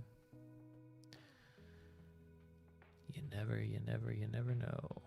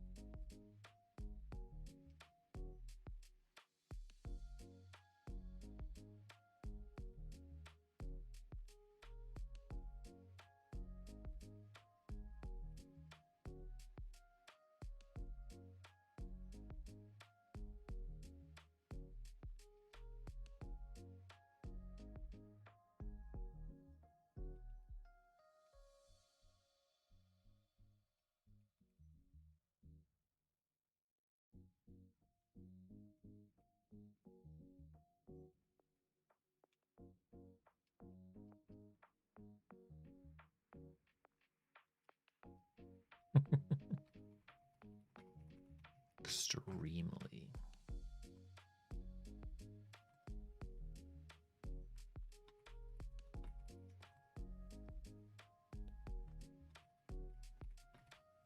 That's a fun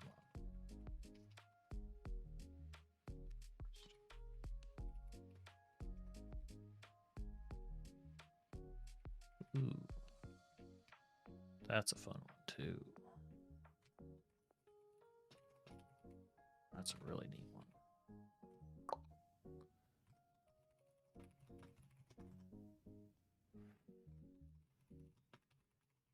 So this is for the right-hand page of any of these spreads, I do example rolls. That's what I'm cooking up right now is...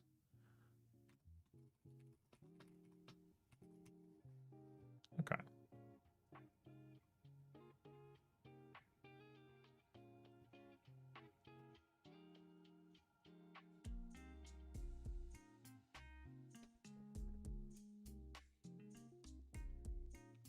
And I always try to pick a couple that seem like, ooh boy, how would that work, right?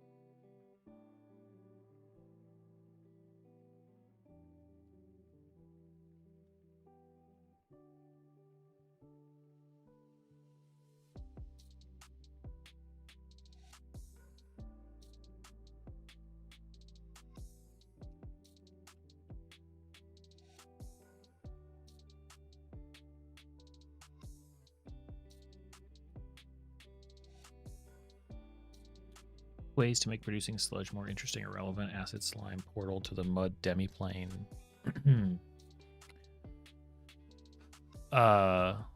What if it produces more of whatever goes into it, right? What if it's actually causes a bit of duplication? Maybe it's maybe the mirroring or the reflecting nature of it is one that can reflect lots of things.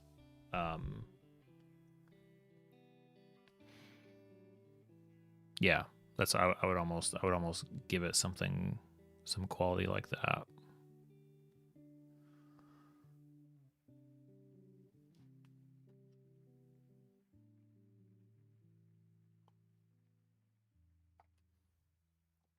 You know, what happens if you start casting spells into it? And what party is brave enough to find another thing that this is also to taste, right? Like, not, you know, not everybody's into it. But I really like for certain magic in the game world to not be so cut and dry.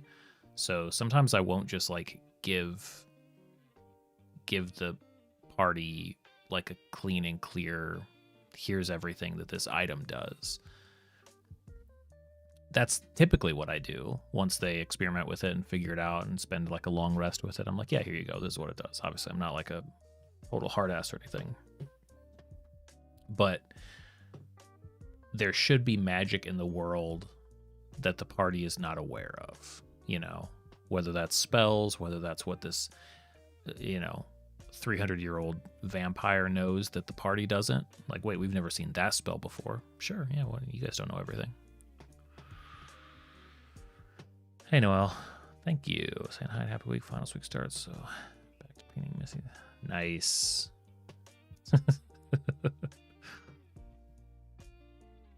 Cool. Well, good luck with finals week. Hopefully it goes well. Room for wonder. Yes, agreed.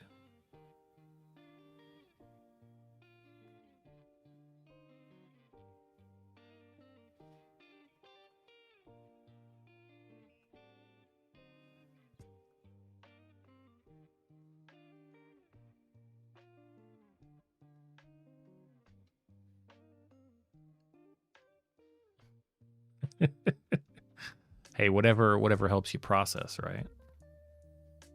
Whatever that requires. They'll never know.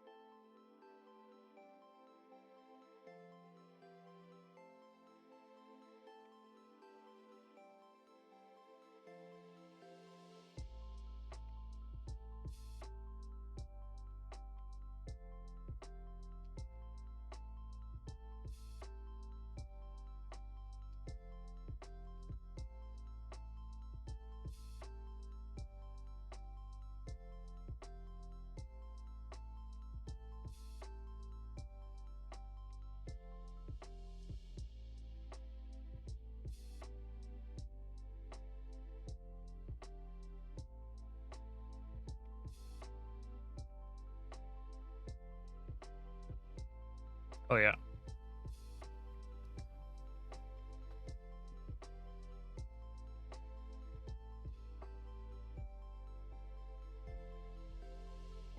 Yeah, I didn't verbalize it, but I do. Each page has these little kind of bonuses, bonus rolls, or bonus sort of modifiers.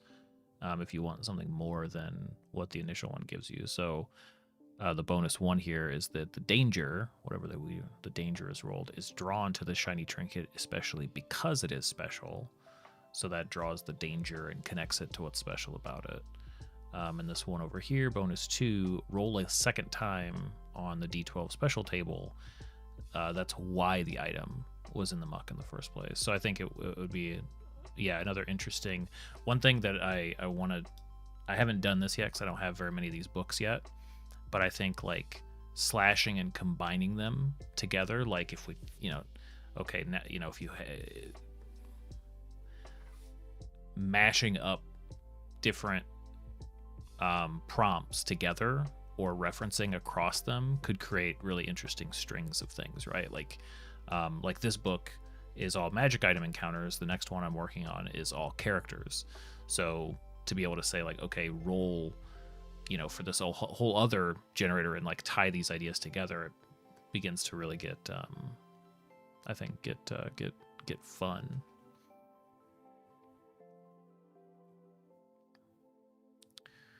And then at some point I'll do like an oops mistake print that I just mash these things together in ways that maybe they are super bizarre, because why not? I like the challenge. Stitch some, hack them up, stitch some pages together.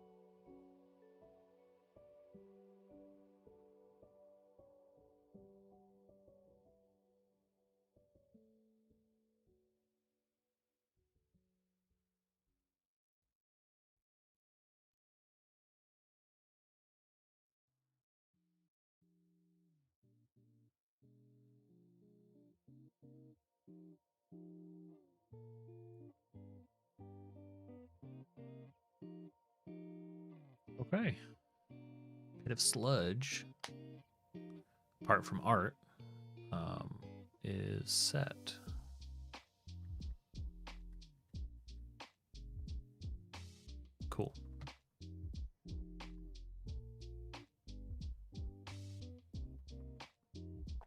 I guess that also means it's not set, but minus art.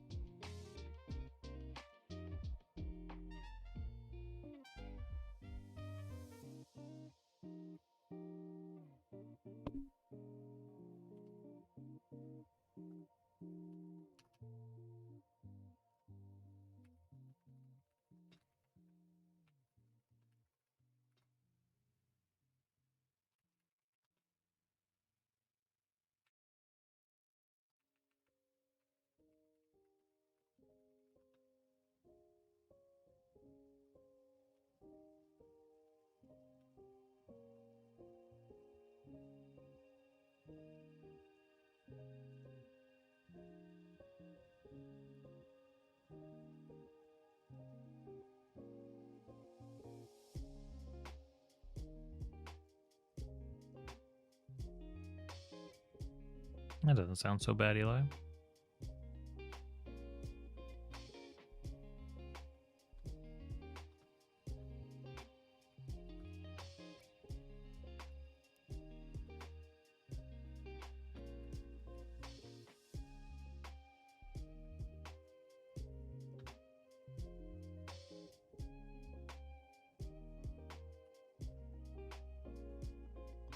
I know. It was something changed with YouTube and it was broken, so I just hit it rather than try to fix it on stream. I'll fix it in between streams. I think it keeps displaying sign into chat, even though it's a, like, I think that must be new, like in their UI or whatever, so I've got to account for it and like crop it out. And I didn't want to mess around with that on stream.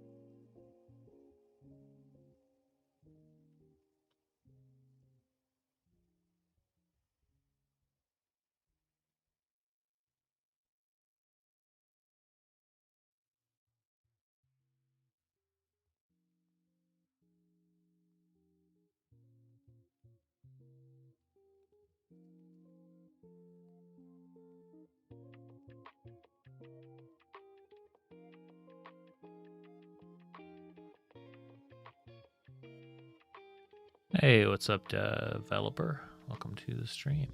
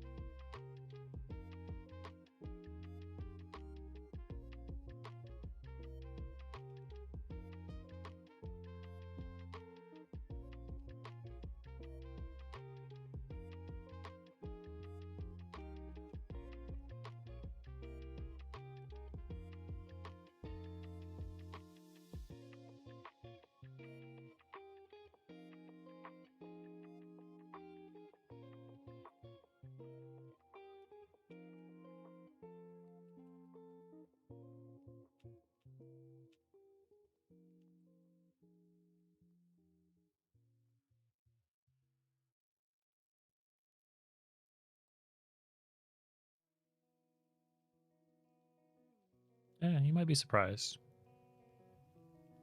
But we'll see.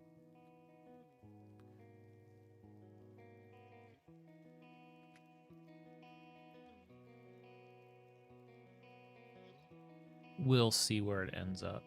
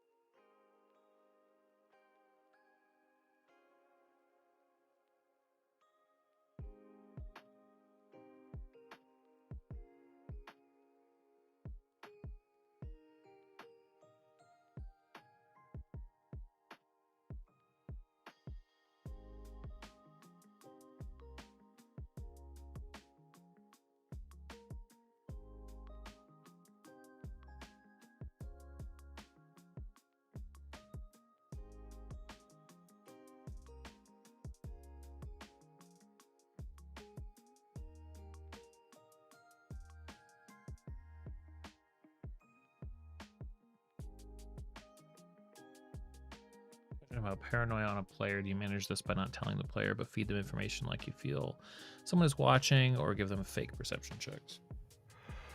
That's a really good question.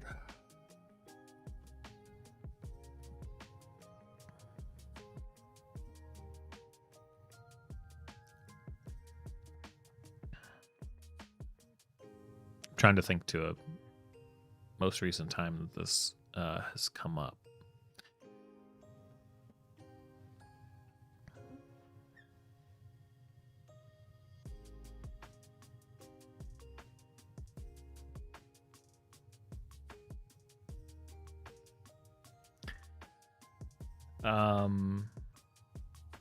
Okay. I would definitely say paranoia is a lot easier to evidence in the world, like to have, you know, if they, let's say, create a potion of paranoia and they use that on an NPC, like that's a lot easier to demonstrate. If I wanted to mechanically, and I've not done this, I'm just kind of brainstorming. If I wanted to sort of make someone feel paranoid mechanically,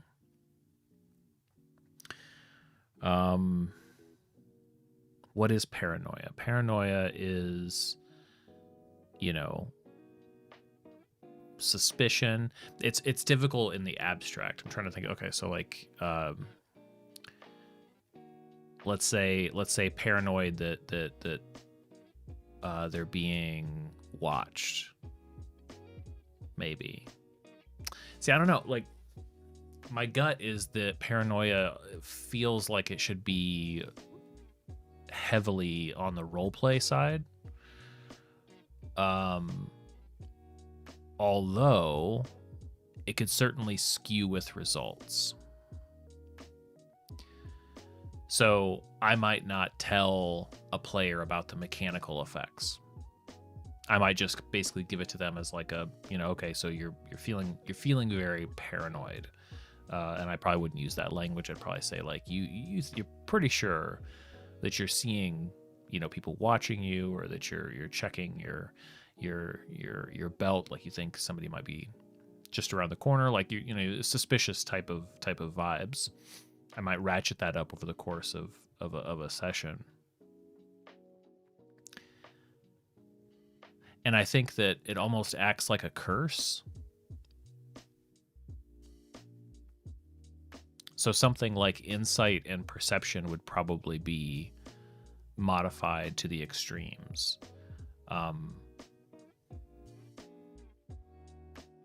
Or maybe there would be, maybe a good way to do it would be to include like to roll on the DM side for basically a paranoia effect. So if they're, you know, doing something for perception, or they're using something like different things might twist their perception. So we could roll for like, okay, yeah, actually, your sword is not on your belt where you left it, or you do see somebody specifically, you know, you do see something really strange in the next room. Blah blah blah.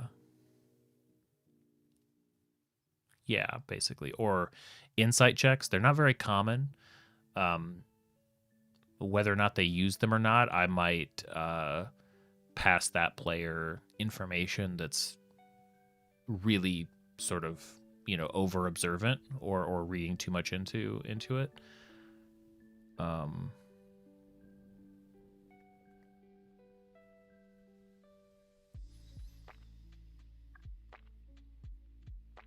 I mean, a real easy way is just to describe to them that every NPC that they all talk to seems to linger, you know, looking at them a little bit longer, right? You can almost achieve the paranoia through description of the world like that. I think that's the ultimate goal. That it's tricky, and I don't have a whole lot of examples to pull from, but I think like the best way to do it, at least in the type of games that I run, is I bet I can make that player feel paranoia about their kid. Like, they could probably be made to feel it based on the way that I describe stuff that they're experiencing. The DM feeds reality, you feed an altered reality. Yeah, kind of. right? By singling them out or by specifically giving them information as they play that's like makes them start to question or be on edge, like that would satisfy it to me. And then at some point, describing like if they leave the area or if they get, cured or some sort of whatever the cause of it is alleviated, I would describe at that point like a relieving sensation that might even get more mechanical, right? I might tell them after the fact that, and by the way, the wild paranoia table that I've been rolling on all day is not going to affect you anymore. You didn't know that it was affecting you before, but now it won't, right? Sort of like that. There's that great moment. It was, I don't know at what point this would have been. I didn't watch a ton of Critical Role, or I haven't seen a lot of it, but I know that there's, at one point there was a cursed sword. Probably been a couple of them, but there was one epic, like one key one in the first campaign that they aired, and like a good curse, the nature of it wasn't revealed, right? Including the fact that like certain checks were being modified on the DM side, like certain modifiers weren't what they seemed like they were to the player, and I think stuff like that is really neat.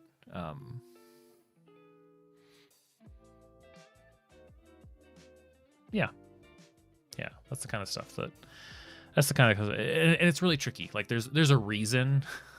There's a reason that things like paranoia and suspicion and horror, that whole game systems are built around these things, because they almost require it, and by nature there's a very sort of like, you almost need your players to buy in. You almost need them to play along, right?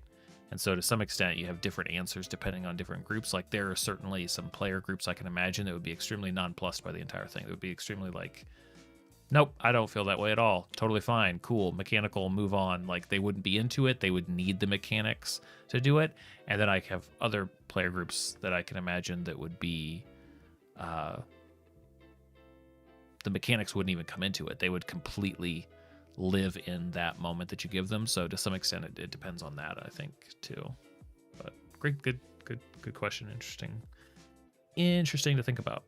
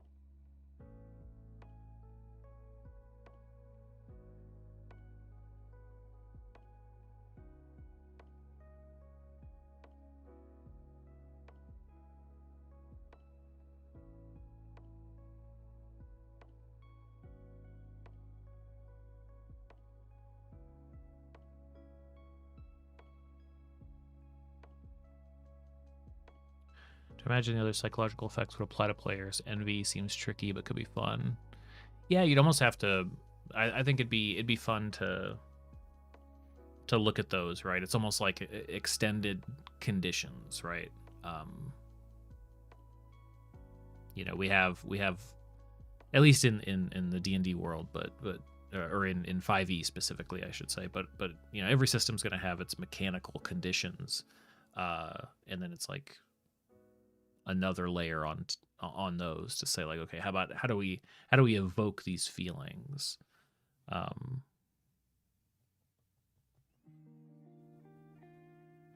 Yeah, I think that could be neat.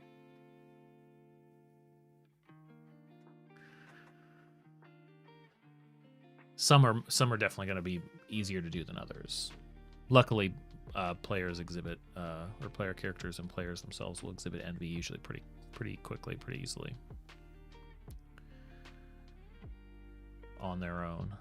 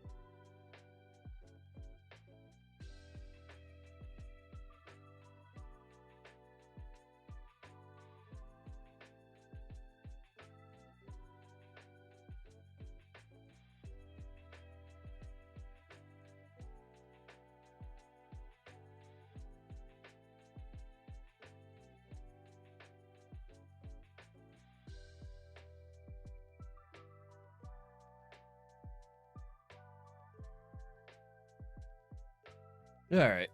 I'm gonna take off. Thanks everybody for hanging out. Discord links in the chat. So there's a link to the last set of zines. Working on this one, obviously. I'll be on probably a couple times tomorrow. So appreciate all of the thoughts and words and help and hang time, and we'll do it again soon. See ya.